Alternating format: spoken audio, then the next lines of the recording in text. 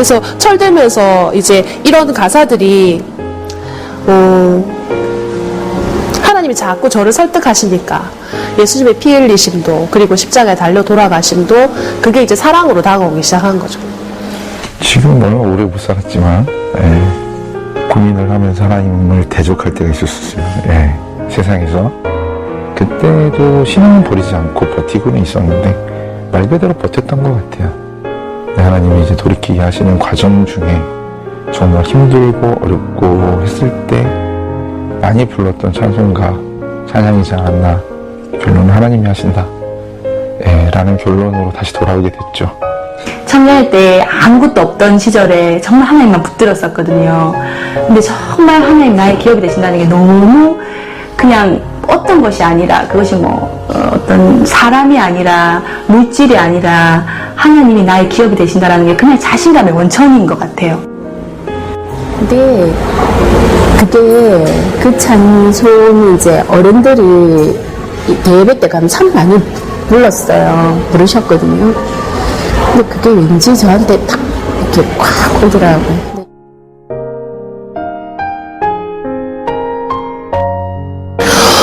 작사가에 대해서는 자세히 본 적이 없는데. 아니요, 모르죠? 아니요. 그거는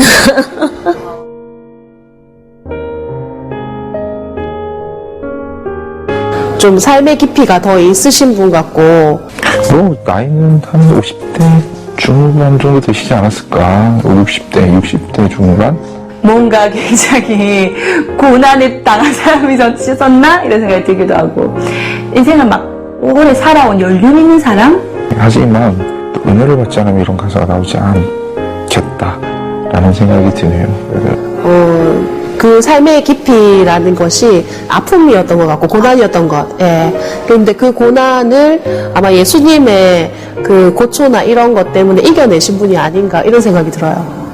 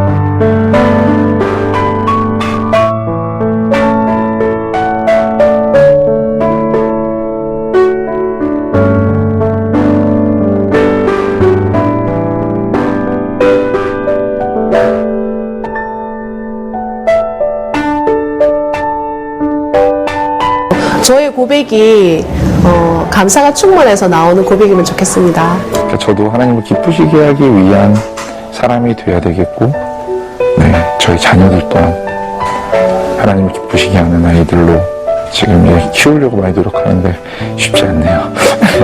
하나님이 정말 내가 구한 것, 간절히 구한 것을 주시지 않더라도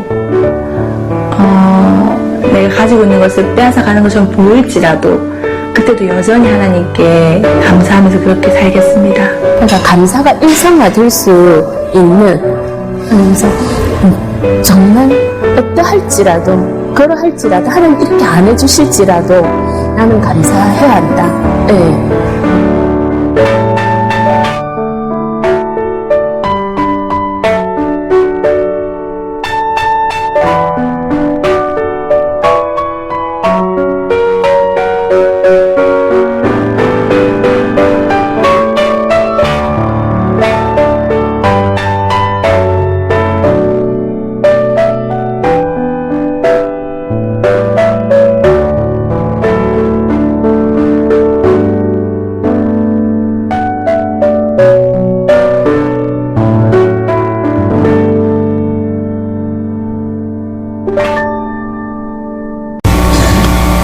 예수를 나의 구주 삼고 찬양을 주님 앞에 드리겠습니다.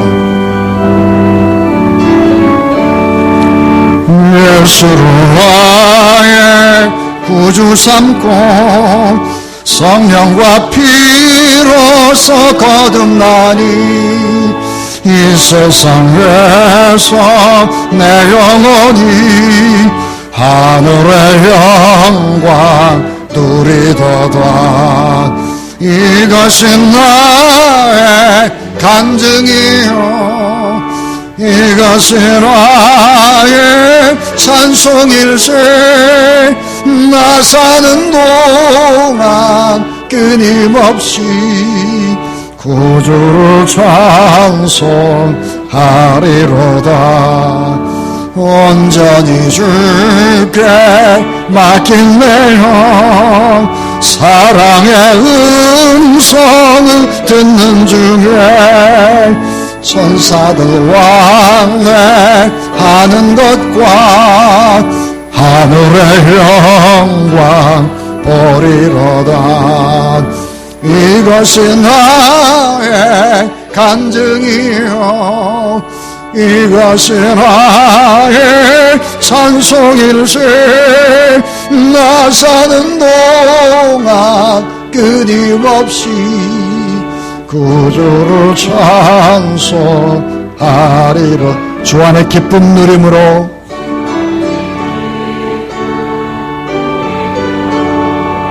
마음의 풍랑이 잔잔하니 세상과 나는 간 곳 없고 구속한 주만 보이도다.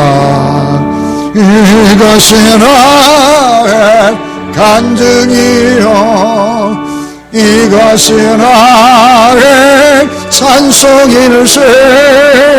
나 사는 동안 끊임없이 구주를 찬송하리로.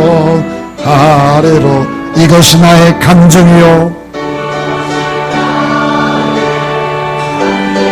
이것이 나의 찬송일세.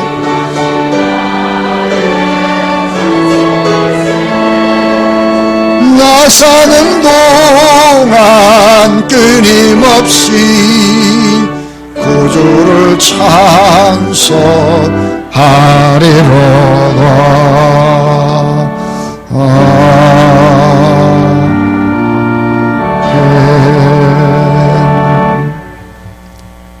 사랑하는 여러분,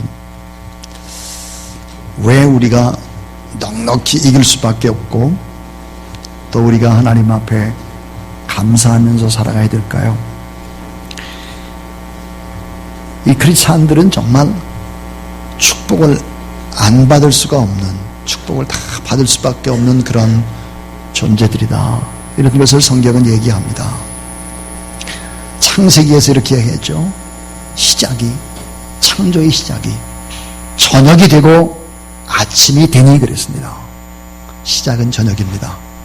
근데 끝마침은 찬란한 아름다운 태양이 떠오르는 아침이다 그랬습니다. 또 시작은 미약하나 후에는 창대하리라. 또 이런 얘기를 하고 있습니다. 하나님을 정말 간절히 사랑하는 사람은 모든 것이 합력해서 선이 된다. 여러분, 모든 것이라고 하는 것은 뭘까요? 때로는 슬플 때, 괴로울 때, 일이 잘 될 때, 못 될 때, 이런 거 다 합하여서 합력해서 선이 되는 삶이 그리스도인의 삶이라는 사실을 믿으시기 바랍니다. 신명기 8장에 보니까 마침내 내게 복을 주었습니다. 이랬습니다. 마침내. 결국은 복이라는 거예요.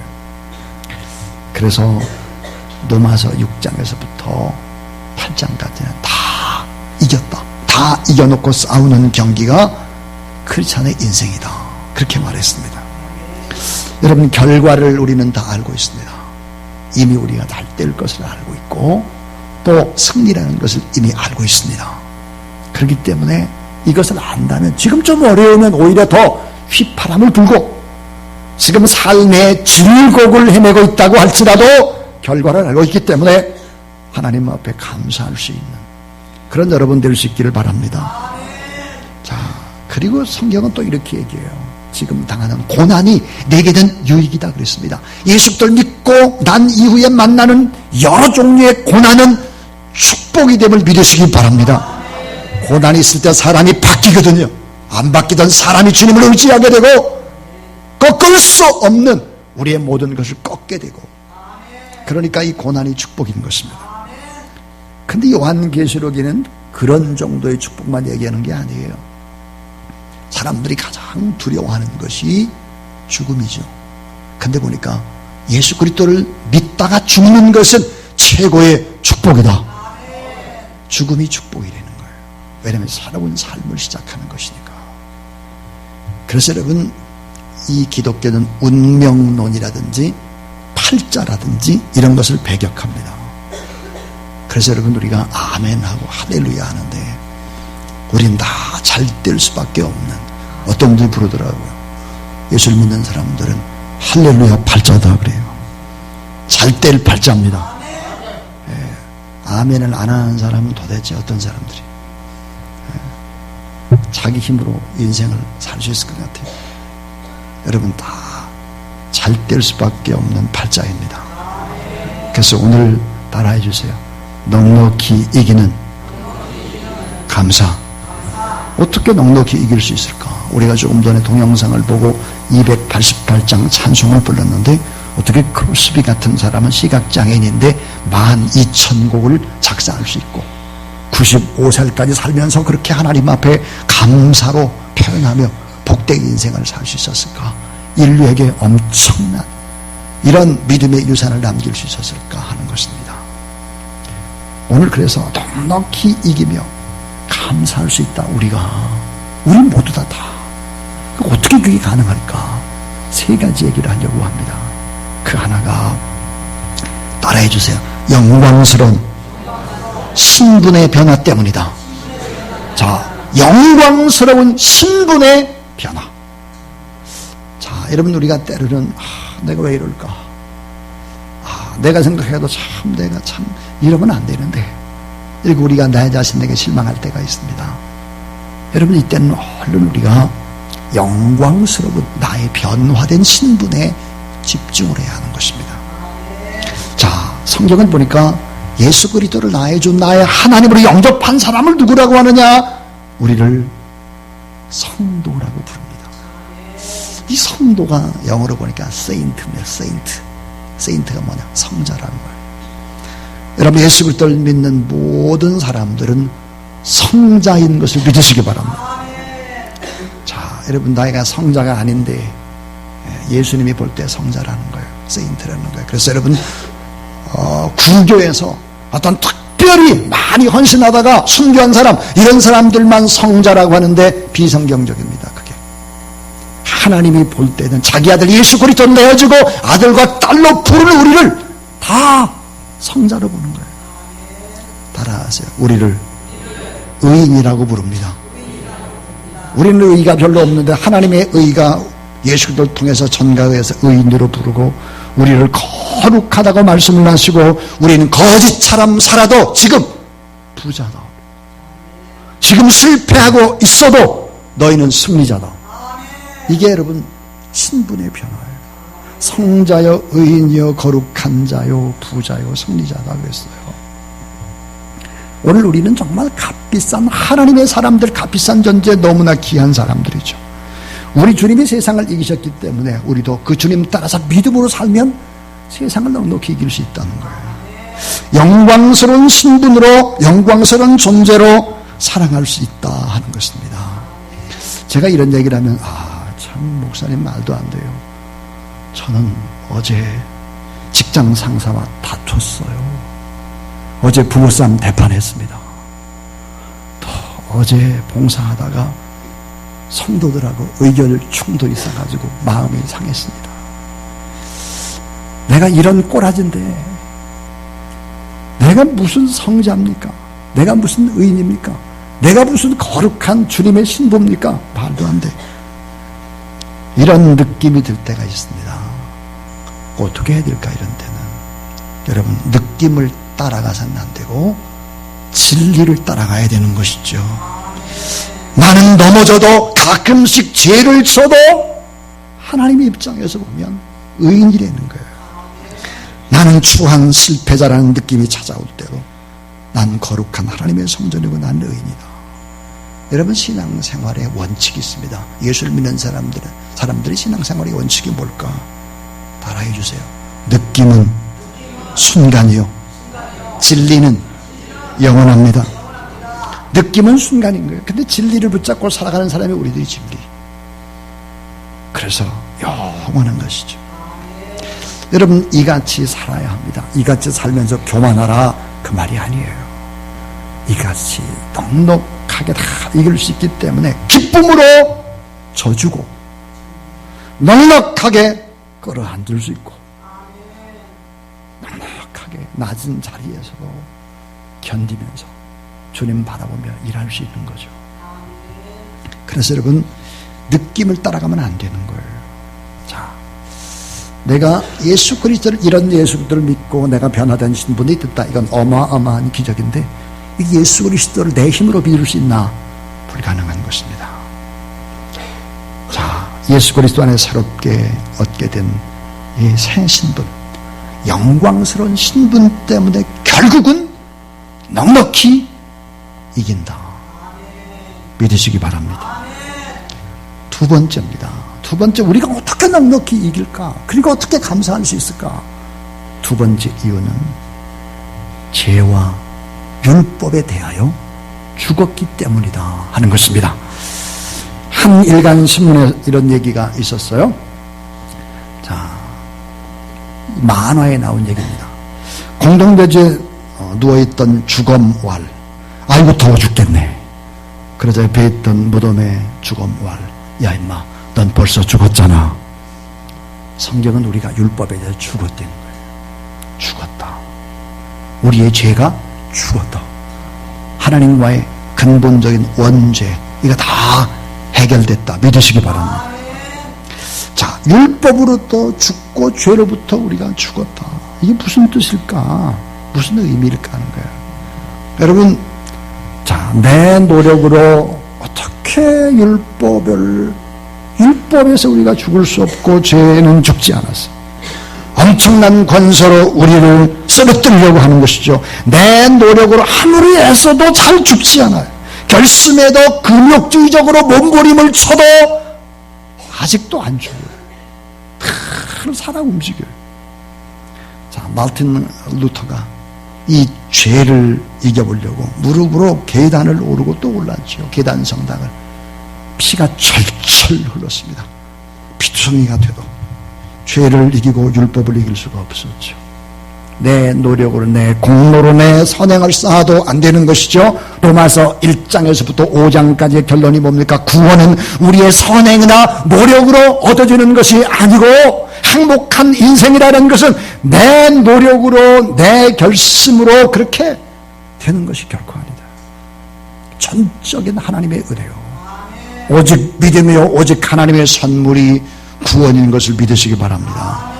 우리가 하나님의 은혜로 믿음으로 구원받은 것까지는 이해를 해요. 또 그런데 우리 자신이 하루 이틀 10년 20년 30년 예수를 믿다 보면 성화되는데, 이게 성화가 정말 우리 힘으로 이게 바뀌어진 것일까 하는 것입니다.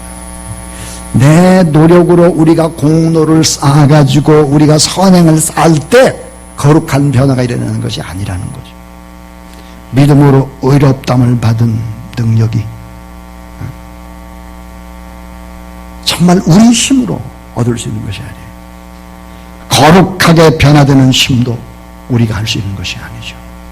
오직, 그래서 이 개혁자들, 그 개혁자들은 따라하세요. 오직 말씀으로, 오직 믿음으로, 오직 하나님의 은혜로,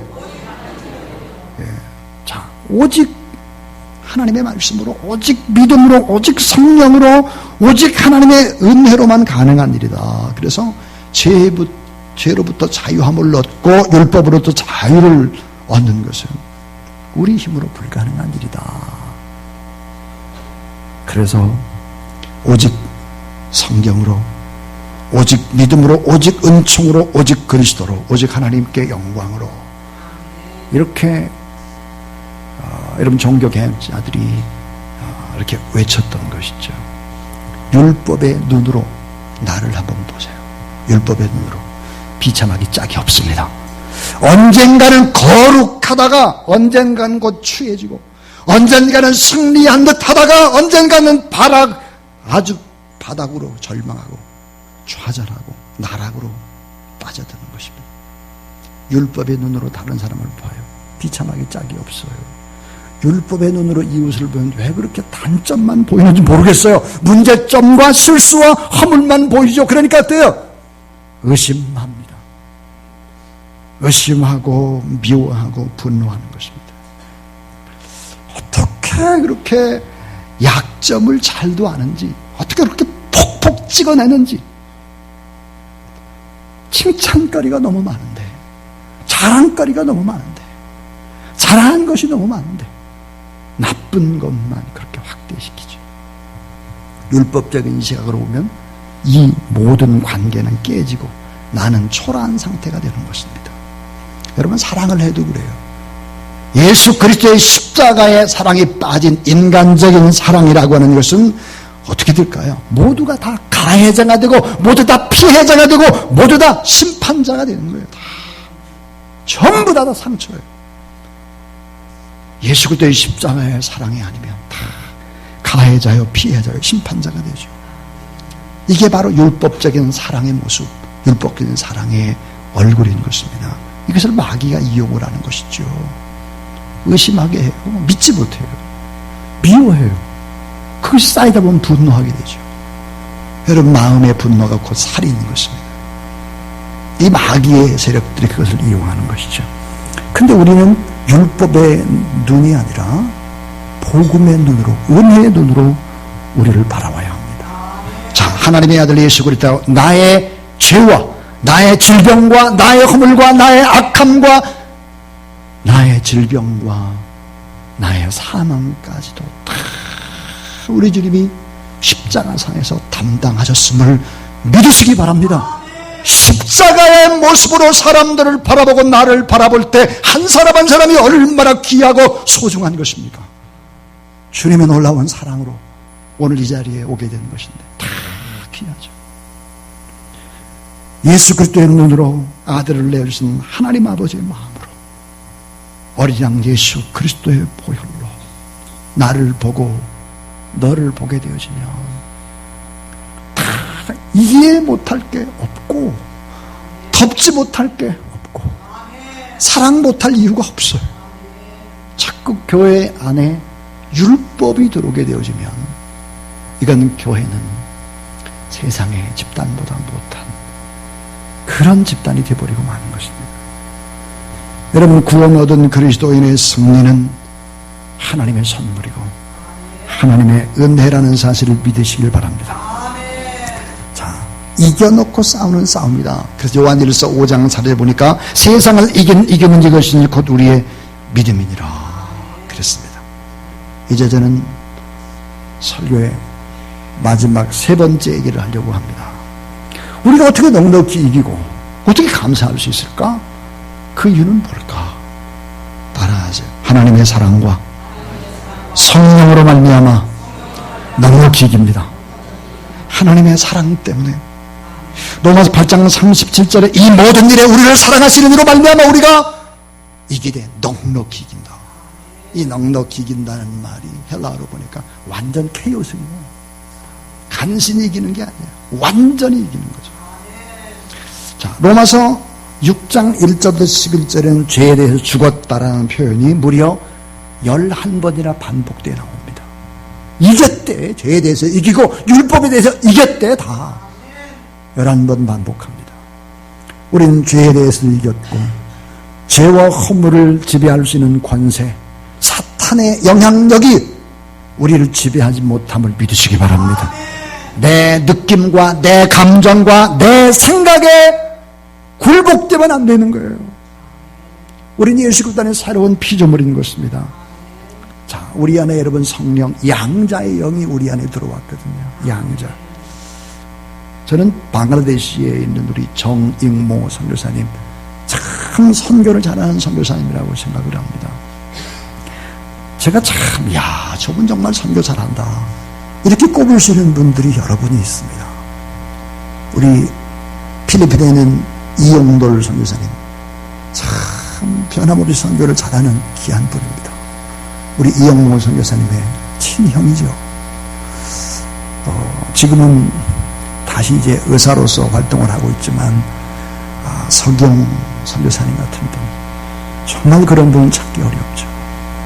오늘 이 자리에서 예배를 드리고 있는 이정남 선교사님이라, 이런 분들도 다 귀하고 귀한 하나님의 사람들입니다. 그 정익모 선교사님의 딸의 이름이 찬미입니다. 우리 교회도 왔었죠. 이 찬미는 방글라데시에서 버려진 아이였습니다. 아침에 이렇게 일어나 봤더니 쓰레기통에 어린아이가 구겨 박혀 있는 거예요. 이 불쌍한 아이를 정익모 선교사는 자기의 자녀로 양녀를 삼았습니다. 호적에 자기 자녀로 올리게 된 것이죠. 그러니까 대한민국의 딸이 됐습니다. 그리고 지금은 한동대학의 학생으로 공부를 하고 있죠. 여러분, 그의 인생은 완전히 달라졌습니다. 입양과 함께 아버지가 달라졌고 국적도 달라졌습니다. 오늘 우리 안에 양자의 영 성령이 우리 안에 들어와 있고, 우리의 아버지가 하나님 아버지라는 사실을 믿으시기 바랍니다. 우리의 국적이, 우리 이중국적자죠. 대한민국의 국적을 가지고 있으며 동시에 하나님의 나라의 국적을 가지고 있습니다. 아빠가 바뀐 것입니다. 국적이 바뀐 거예요.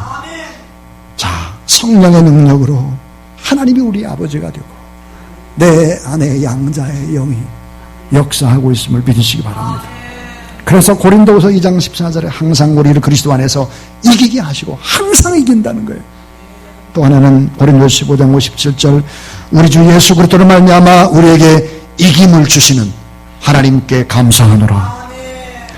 자, 로마서 8장 1절 2절 여러분이 잘 아는 대로 성령이 죄와 율법에서 정죄에서 우리를 해방했다 그랬습니다.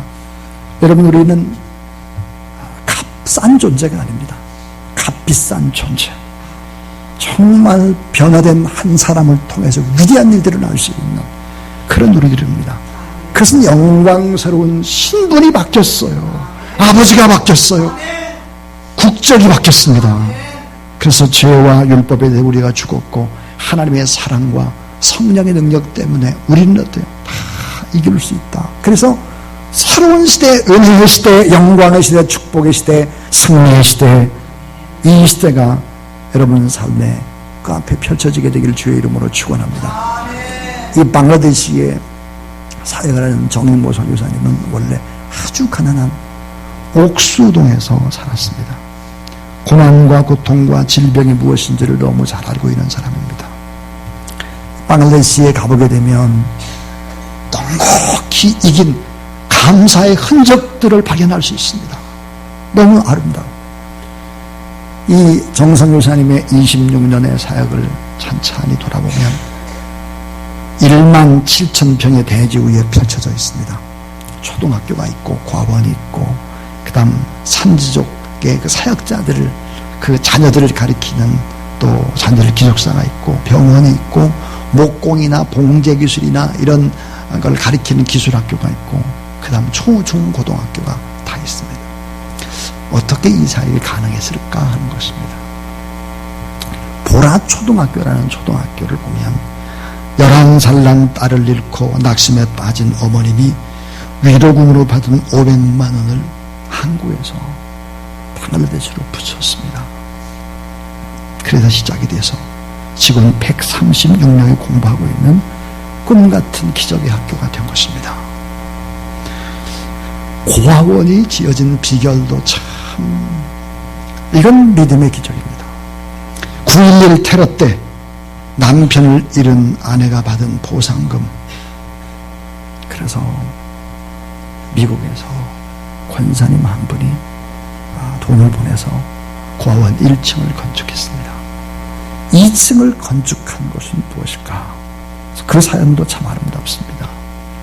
인천의 어떤 기도원의 부원장님이 이 고아원을 방문하게 되었습니다. 치타공에 오게 됐어요. 그런데 이 고아들이 방글라데시의 작은 아이, 올망졸망한 고아들이 당신은 사랑받기 위해 태어난 사람, 이 찬양을 한국말로 다 불렀습니다. 이 부원장 집사님이 이 찬양을 들으면서 눈물을 흘렸습니다. 왜냐하면 자기가 고아였기 때문입니다. 고아로 참 어렵게 자라나서 큰 기도원의 부원장이 됐는데 내가 고아원의 2층을 져야 되겠구나. 그래서 믿음으로 하나님 앞에 감사하며 2층을 짓게 된 것입니다. 병원을 지은 사연도 참 귀합니다. 재혼을 한 권사님께서 남편 되는 장로님이 5년 만에 또 돌아가셨습니다. 근데 그 장로님이 돌아가시면서 유산을 남겨줬습니다. 그 유산을 하나님 앞에 드린 것입니다. 그러니까 11,000평의 대주위에 펼쳐지고 있는 이 놀라운 초등학교, 고아원, 병원, 기숙사 이런 것들은 다 믿음으로 넉넉히 살아서 승리하고 감사한 사람들이 물질과 기도로 헌신한 그것이 바로 기적의 현장이었습니다. 세상의 유혹길은 큰 길처럼 뻗어 있습니다. 생명의 길은 너무 협착합니다. 작은 오솔길과 같습니다. 유혹의 길에서 벗어난 사람들, 슬픔의 길에서 소망을 발견한 사람들, 믿음으로 산 사람들, 이런 사람들이 슬픔을 당했지만 그 슬픔을 믿음으로 극복해낸 사람들이 결국은 피워내는 아름다운 꽃이고 열매인 것입니다. 십자가의 그 고통, 그 고통을 통해서 부활의 열매가 있듯이 여러분의 삶도 우리를 사랑하시는 하나님의 사랑 때문에 넉넉히 이길 수 있고 지금 어려워도 하나님 앞에 감사하며 살아가는 그런 행복한 여러분의 삶이 될 수 있기를 주님의 이름으로 축원합니다.